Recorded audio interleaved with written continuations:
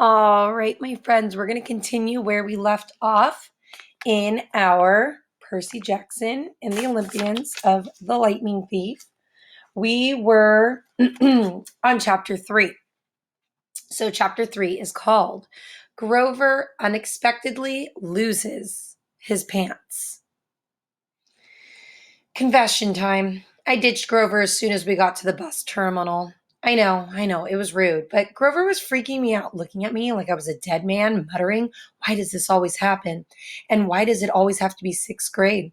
Whenever he got upset, Grover's bladder acted up, so I wasn't surprised when, as soon as we got off the bus, he made me promise to wait for him, then made a beeline for the restroom. Instead of waiting, I got my suitcase, slipped outside, and caught the first taxi uptown. East 104th and 1st, I told the driver. A word about my mother before you meet her. Her name is Sally Jackson, and she's the best person in the world, which just proves my theory that the best people have the rottenest luck. Her own parents died in a plane crash when she was 5, and she was raised by an uncle who didn't care much about her. She wanted to be a novelist, so she spent high school working to save enough money for a college with a good creative writing program. Then her uncle got cancer, and she had to quit school her senior year to take care of him. After he died, she was left with no money, no family, and no diploma. The only good break she ever got was meeting my dad. I don't have any memories of him, just this sort of warm glow, maybe the barest trace of his smile. My mom doesn't like to talk about him because it makes her sad. She has no pictures. See, they weren't married. She told me he was rich and important, and the relationship was a secret. Then one day he set sail across the Atlantic on some important journey, and he never came back. Lost at sea, my mom told me. Not dead, lost at sea. She worked odd jobs, took night classes to get her high school diploma, and raised me on her own.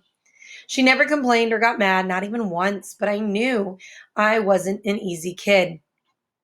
Finally, she married Gabe Ugliano, who was nice the first 30 seconds we knew him, then showed his true colors as a world-class jerk. When I was young, I nicknamed him Smelly Gabe. I'm sorry, but it's the truth. The guy reeked like moldy garlic pizza wrapped in gym shorts. Between the two of us, we made my mom's life pretty hard. The way Smelly Gabe treated her, the way he and I got along, well, when I came home is a good example. I walked into our little apartment hoping my mom would be home from work. Instead, Smelly Gabe was in the living room playing poker with his buddies. The television blared ESPN. Chips and beer cans were strewn all over the carpet. Hardly looking up, he said around his cigar, "So you're home." "Where's my mom?" "Working," he said. "You got any cash?" That was it. No welcome back. Good to see you. Has your life been the last 6 months? Gabe had put on weight. He looked like a tuskless walrus in a thrift store clothes. He had about 3 hairs on his head, all combed over his bald scalp, as if that made him handsome or something. He managed the electronics mega mart in Queens, but he stayed home most of the time. I don't know why he hadn't been fired long before. He just kept on collecting paychecks, spending the money on cigars that made me nauseous, and on beer, of course, always beer. Whenever I was home, he expected me to provide his gambling funds. He called that our guy secret, meaning if I told my mom, he would punch my lights out. "I don't have any cash," I told him. He raised a greasy eyebrow. Gabe could sniff out money like a bloodhound, which was surprising since his own smell should have covered up everything else.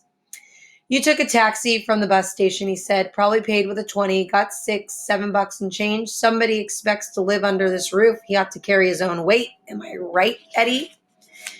Eddie, the super of the apartment building, looked at me with a twinge of sympathy. "Come on, Gabe," he said. "The kid just got here." "Am I right?" he repeated. Eddie scowled into his bowl of pretzels. The other two guys passed gas in harmony. "Fine," I said. I dug a wad of dollars out of my pocket and threw the money on the table. "I hope you lose."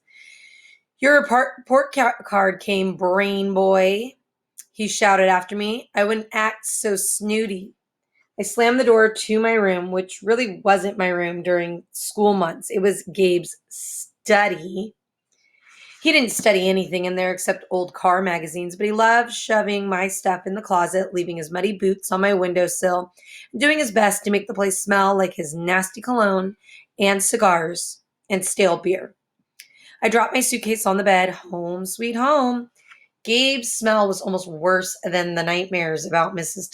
Dodds or the sound of that old fruit lady's shears snipping the yarn. But as soon as I thought that, my legs felt weak. I remembered Grover's look of panic, how he'd made me promise I wouldn't go home without him. A sudden chill rolled through me. It felt like something, was looking for me right now, maybe pounding its way up the stairs, growing long, horrible talons. Then I heard my mom's voice. Percy? She opened the bedroom door and my fears melted. My mother can make me feel good just by walking into the room. Her eyes sparkle and change colors in the light. Her smile is as warm as a quilt. She's got a few gray streaks mixed in with her long brown hair, but I never think of her as old. When she looks at me, it's like she's seeing all the good things about me, none of the bad. I've never heard her raise her voice or say any unkind word to anyone, not even me or Gabe.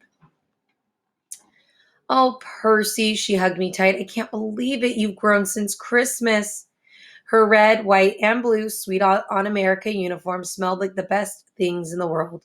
Chocolate, licorice, and all the other stuff she sold at the candy shop in Grand Central.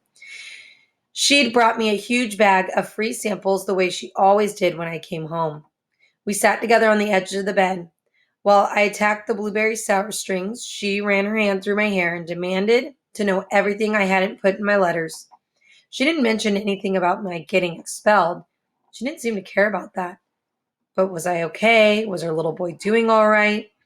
I told her she was smothering me and to lay off and all that, but secretly, I was really, really glad to see her. From the other room, Gabe yelled, Hey, Sally, how about some bean dip, huh? I gritted my teeth.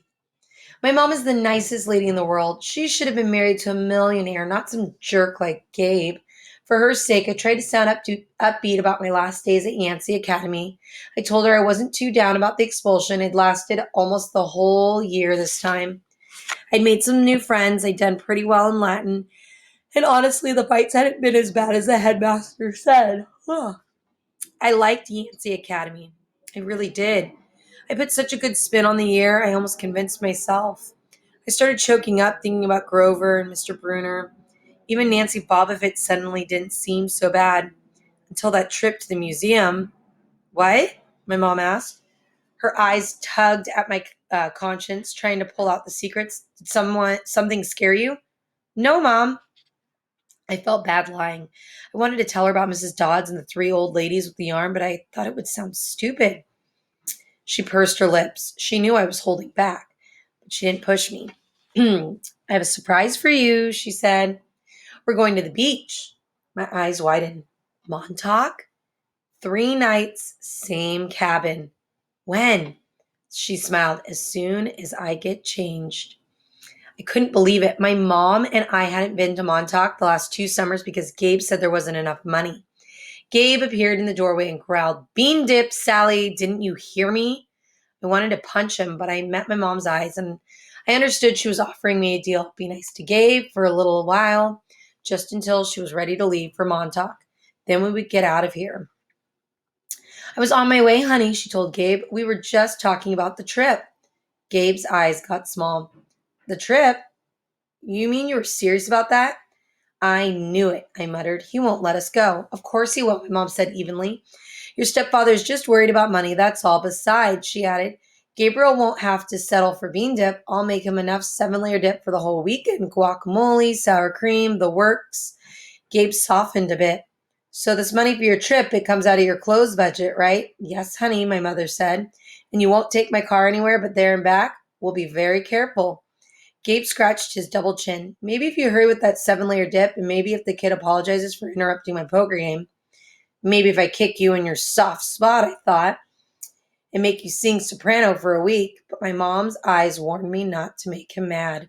Why did she put up with this guy? I wanted to scream. Why did she care what he thought? I'm sorry, I muttered. I'm really sorry I interrupted your incredibly important poker game. Please go back to it right now. Gabe's eyes narrowed. His tiny brain was probably trying to detect sarcasm in my statement. Yeah, whatever, he decided. He went back to his game. Thank you, Percy, my mom said. Once we get to Montauk, we'll talk more about whatever you've forgotten to tell me, okay? For a moment, I thought I saw anxiety in her eyes, the same fear I'd seen in Grover during the bus ride, as if my mom too felt an odd chill in the air. But then her smile returned, and I figured I must have been mistaken. She ruffled my hair and went to make Gabe his 7-layer dip. An hour later, we were ready to leave. Gabe took a break from his poker game long enough to watch me lug my mom's bags to the car. He kept griping and groaning about losing her cooking and, more important, his 78 Camaro for the whole weekend. Not a scratch on this card, brain boy, he warned me as I loaded the last bag. Not one little scratch. Like I'd be the one driving. I was 12, but that didn't matter to Gabe. If a seagull so much as pooped on his paint job, he'd find a way to blame me. Watching him lumber back toward the apartment building, I got so mad I did something I can't explain. As Gabe reached the doorway, I made the hand gesture I'd seen Grover make on the bus, a sort of warding off evil gesture, a clawed hand over my heart, then shoving movement toward Gabe. The screen door slammed shut so hard it whacked him in the butt and sent him flying up the staircase as if he'd been shot from a cannon. Maybe it was just the wind or some freak accident with the hinges, but I didn't stay long enough to find out. I got in the Camaro and told my mom to step on it. Our rental cabin was on the South Shore, way out at the tip of Long Island. It was a little pastel box with faded curtains half sunken into the dunes. There was always sand in the sheets and spiders in the cabinets, but most of the time the sea was too cold to swim in. I loved the place. We'd been going there since I was a baby. My mom had been going even longer. She never exactly said, but I knew why the beach was special to her. It was the place where she'd met my dad. As we got closer to Montauk, she seemed to grow younger, years of worry and work disappearing from her face. Her eyes turned the color of the sea. We got there at sunset, opened all the cabin's windows, and went through our usual cleaning routine. We walked on the beach, fed blue corn chips to the seagulls, and munched on blue jelly beans, blue saltwater taffy, and all the other free samples my mom had brought from work. I guess I should explain the blue food. See, Gabe had once told my mom there was no such thing. They had this fight, which seemed like a really small thing at the time, but ever since, my mom went out of her way to eat blue. She baked blue birthday cake, she mixed blueberry smoothies, she bought blue corn chip tortillas, and brought home blue candy from the shop. This, along with keeping her maiden name Jackson rather than calling herself Mrs. Ugliano, was proof that she wasn't totally suckered by Gabe. She did have a rebellious streak like me. When it got dark, we made a fire, we roasted hot dogs and marshmallows. Mom told me stories about when she was a kid, back before her parents died in the plane crash. She told me about the book she wanted to write someday when she had enough money to quit the candy shop. Eventually, I got up the nerve to ask about what was always on my mind whenever we came to Montauk. My father. Mom's eyes went all misty. I figured she would tell me the same thing she always did, but I never got tired of hearing them. He was kind, Percy, she said, tall, handsome, and powerful, but gentle too. You have his black hair, and his green eyes. Mom fished a blue jelly bean out of her candy bag. I wish he could see you, Percy. He would be so proud. I wondered how she could say that. What was so great about me? A dyslexic, hyperactive boy with a D-plus report card kicked out of school for the sixth time in 6 years. How old was I asked. I mean, when he left. She watched the flames. He was only with me for one summer, Percy, right here at the beach. This cabin. But he knew me as a baby. No, honey. He knew I was expecting a baby, but he never saw you. He had to leave before you were born. I tried to square that with the fact that I seemed to remember something about my father, a warm glow, a smile. I had always assumed he knew me as a baby. My mom had never said it outright, but still, I had felt it must be true. Now to be told that he'd never even seen me, felt angry at my father. Maybe it was stupid, but I resented him for going on that ocean voyage, for not having the guts to marry my mom. He'd left us, and now we were stuck with smelly Gabe. Are you going to send me away again? I asked her, to another boarding school. She pulled the marshmallow from the fire. I don't know, honey. Her voice was heavy. I think I think we'll have to do something. Because you don't want me around?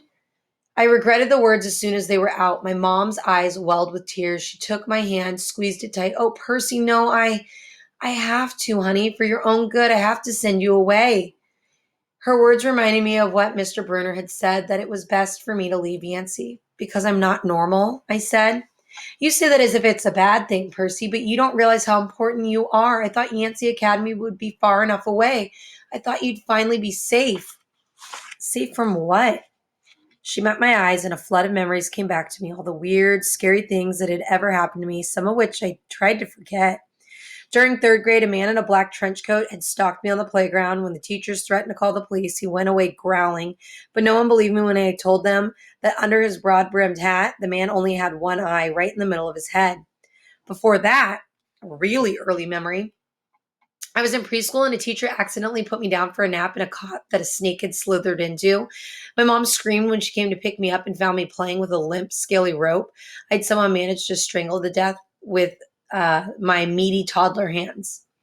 In every single school, something creepy had happened, something unsafe, and I was forced to move. I knew I should tell my mom about the old ladies at the fruit stand and Mrs. Dodds at the art museum about my weird hallucination that I'd had sliced my math teacher into dust with a sword, but I couldn't make myself tell her. I had a strange feeling the news would end our trip to Montauk, and I didn't want that. I've tried to keep you as close to me as I could, my mom said. They told me that was a mistake, but there's only one other option, Percy, the place your father wanted to send you, and I just can't stand to do it. My father wanted me to go to a special school. Not a school, she said softly. A summer camp? My head was spinning. Why would my dad, who hadn't even stayed around long enough to see me born, talk to my mom about a summer camp? And if it was so important, why hadn't she ever mentioned it before? I'm sorry, Percy, she said, seeing the look in my eyes, but I can't talk about it. I couldn't send you to that place. It might mean saying goodbye to you for good. For good, but if it's only a summer camp. She turned toward the fire, and I knew from her expression that if I asked her any more questions, she would start to cry. That night, I had a vivid dream. It was storming on the beach, and two beautiful animals, a white horse and a golden eagle, were trying to kill each other at the edge of the surf. The eagle swooped down and slashed the horse's muzzle with its huge talons. The horse reared up and kicked at the eagle's wings. As they fought, the ground rumbled, and a monstrous voice chuckled somewhere beneath the earth, goading the animals to fight harder. I ran toward them, knowing I had to stop them from killing each other, but I was running in slow motion. I knew I would be too late. I saw the eagle dive down, its beak aimed at the horse's wide eyes, and I screamed, "No!" I woke with a start. Outside, it really was storming, the kind of storm that cracks trees and blows down houses. There was no horse or eagle on the beach, just lightning making false daylight and 20-foot waves pounding the dunes like artillery. With the next thunderclap, my mom woke. She sat up, eyes wide, and said, "Hurricane." I knew that was I knew that was crazy. Long Island never sees hurricanes this early in the summer, but the ocean seemed to have forgotten. Over the roar of the wind, I heard a distant bellow, an angry, tortured sound that made my hair stand on end. Then a much closer sound, like mallets in the sand, and a desperate voice, someone yelling, pounding on our cabin door. My mother sprang out of bed in her nightgown and threw open the lock. Grover stood framed in the doorway against a backdrop of pouring rain, but he wasn't exactly Grover. "Searching all night," he gasped. "What were you thinking?" My mother looked at me in terror, not scared of Grover, but of why he'd come. "Percy," she said, shouting to be heard over the rain. "What happened at school? What didn't you tell me?" I was frozen, looking at Grover. I couldn't understand what I was seeing. "Ozukai aloi Theo," he yelled. "It's right behind me. Didn't you tell her?" I was too shocked to register that he just cursed in ancient Greek, and I'd understood him perfectly. I was too shocked to wonder how Grover had gotten here by himself in the middle of the night, but Grover didn't have his pants on, and where his legs should be, my mom looked at me sternly and talked in a tone she'd never used before. "Percy, tell me now." I stammered something about the old ladies at the fruit stand and Mrs. Dodds. My mom stared at me, her face deathly pale in the flashes of lightning. She grabbed her purse, tossed me my rain jacket, and said, "Get to the car, both of you, go." Grover ran for the Camaro, but he wasn't running exactly. He was trotting, shaking his shaggy hindquarters, and suddenly his story about a muscular disorder in his legs made sense to me. I understood how he could run so fast and still limp when he walked, because where his feet should be, there were no feet. There were cloven hooves.